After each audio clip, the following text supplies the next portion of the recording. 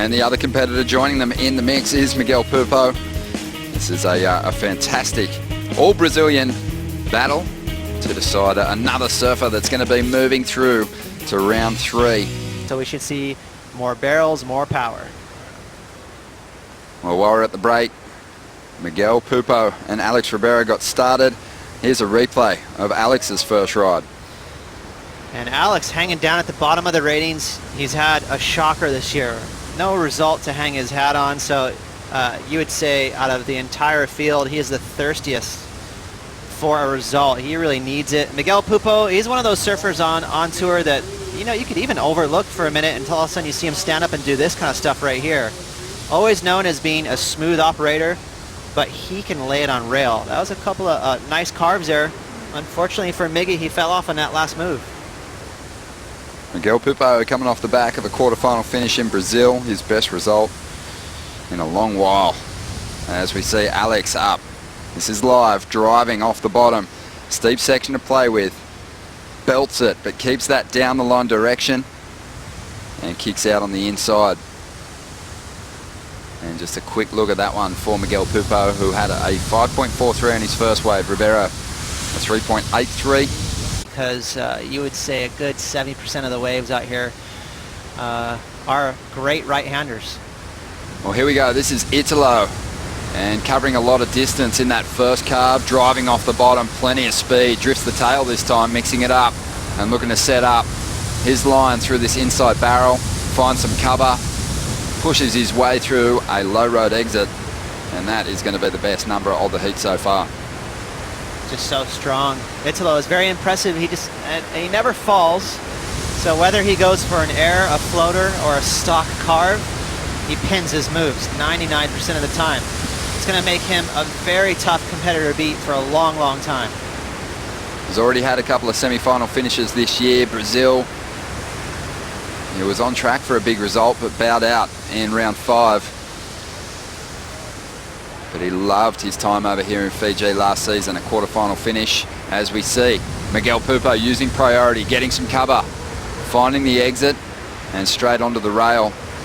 Transitioning through to the inside as the wall starts to steepen. Bit of foam on the face, that's no problem for Pupo, and he'll kick out. That'll be his best wave. And behind him, Alex Ribeiro, so slotted.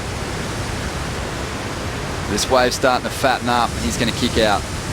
But a great exchange from all 3 competitors, and we'll see some good numbers drop. This is going to be a good heat. Just like Hawaii and Tahiti, Fiji is one of the spots on tour where you really have to pay attention to how much the conditions change throughout the day. Italo again on his second ride now, still waiting for the number to drop for his first, as he just drifts that tail above the lip and maintains control. And just mucking around on the end section, but happy he didn't ride out of that turn. If the wave flips you upside down, you can get those tiger claws across your back. It's pretty sketchy to deal with. And here's the Terminator right here. We're talking about on cue, how he never falls. Again, just really throwing caution in the wind. So much commitment on those first 2 turns. Great read on that barrel. Not the easiest exit, and Ronnie, he maximized that tube, kind of coming out of the side door there, just at the end. Bit of a shack for Alex Ribeiro, and that was what brought up the conversation for me with it reminds me a bit of Hawaii and Tahiti, where you have to bring several surfboards with you out into the lineup with you, because it could look totally different from the first heats of the day to the last heats of the day. It could be triple in size. You're going from floaters and airs to just simply trying to handle a big drop and getting barreled. So with this long interval today, I wouldn't be surprised if it turns into a full tube riding contest. At right-hand point break in the north of Brazil, Italo Ferreira didn't even have boards. He had to borrow them off his cousins. I'm sure they're cashing in now, but he probably has a huge stockpile of equipment, as we see Miguel Pupo up once again. This is on the replay. Pretty cool barrel ride there from Miguel. He came out by Braille. You know, that was a tough tube. It had a lot of whitewash and chandeliers breaking through, and he had to bust through the door. Well, we just saw Miguel up once again, and you can see he spotted a set wave when he kicked out of that previous ride, and he's willing to take a look at it, because down there on that end section, when those bigger lines push a little wide, you can easily pick up an excellent score off the end there. It's a great way to back up your score, isn't it? It's a great point, Ron, because with the low tide, it kind of has a reverse rip. Yeah, we had just the lingering short period swell, and here we go. Italo looks for a little insider. Just trying to back up that 7.5 on his first wave. If he can get just an average wave, he should take the lead. Wow.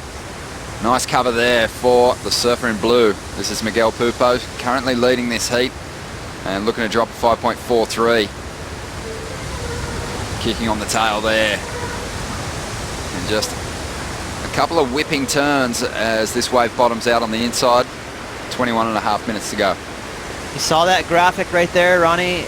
Low tide is going to be just a little past noon, so we got about an hour and a half, a little bit more of tide to train off that reef, but right now you can see it's gushing. It is running off that reef. The positives is it's going to make the surface of the water really clean. So these guys are not going to be bouncing around. The barrels will get more hollow, as you see right here on cue with Miguel finding another little shack on the inside.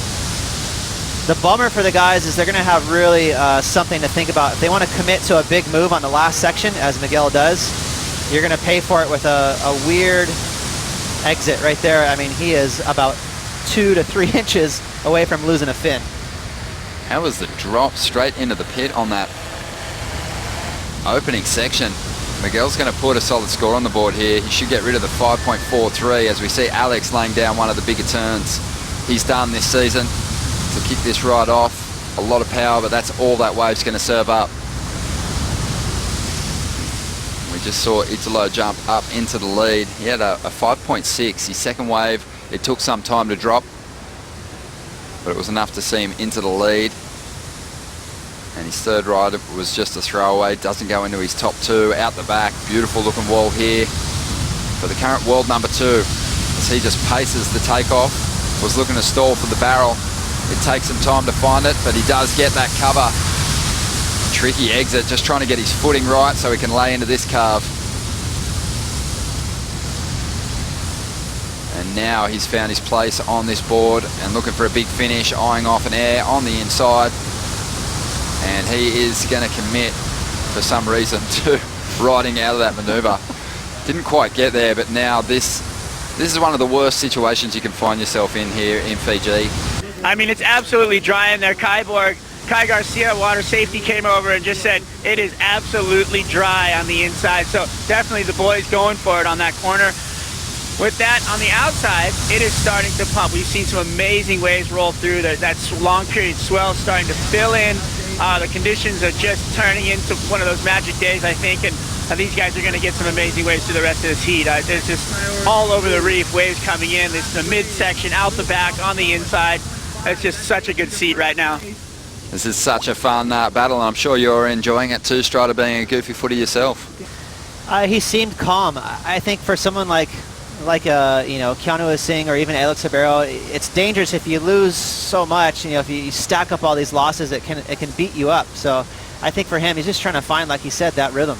Well, he sounded a little beat up in the interview, but he will be pretty amped, I think. One thing that I've noticed with this man, though, Italo Ferreira, is that there is that point break flow in his surfing. Despite the fact that he's great on the beach breaks as well, he just has a good read when he gets on an extended wall. So I think that is a result of him growing up on one of the better rides. Very young, rookie on tour, but he's very crafty with lineups. He'll figure it out. Already had a couple of decent performances at the CT level as Alex looks to get himself in this heat, chasing a 9.07, stalling for the tube here. Just finds a wee bit of cover. Not a lot of points in that ride though. Italo now. Accelerating, but that wave is going to shut down. Well, 3 Brazilians fighting it out for a place in round 3, and all of them performing well in this first round. Italo Ferreira, though, dropping a 7.5 early on, Ross. Looking sharp as. Oh, yeah. Definitely the riskiest surfing we've seen in his heat so far. I really love this wave for Italo. Just a 7.5, and I think these barrels right here from Miguel Pupo Obviously, he has the better second score. He's got that 6.5. That's got him narrowly in the lead. Always smooth, though, isn't he, Ronnie? He's got one of the better styles, for sure, out of all the Brazilians and on tour in general. Really silky. Miguel just threading together a couple of turns. This was a great start to the ride. I love it when someone drops into the barrel late and is already pitted by the time they basically pick their line into the tube. So pitted. Yeah, for sure. And he got a 6.5 right here, so this is the difference between him and Italo. Again, Italo more aggressive, more commitment, but that 6.5 right here is the better backup, and that's really the difference between him and Italo. He's so used to relying on that backhand whip, but this is different on your forehand. Well, let's see what Italo can do here. He's used priority for this wave. He's chasing a 6, and he's going to dig into a big carve, putting both arms behind his back as he leant hard on that rail. He's going to get more on the inside here. Just a transition snap to get back to the open face and whip through another smooth cutback. Still bashing away at this ride. There's another clean carve, and he's going to plant this float right there on the inside. He milks his free surf waves too. He is such a freak.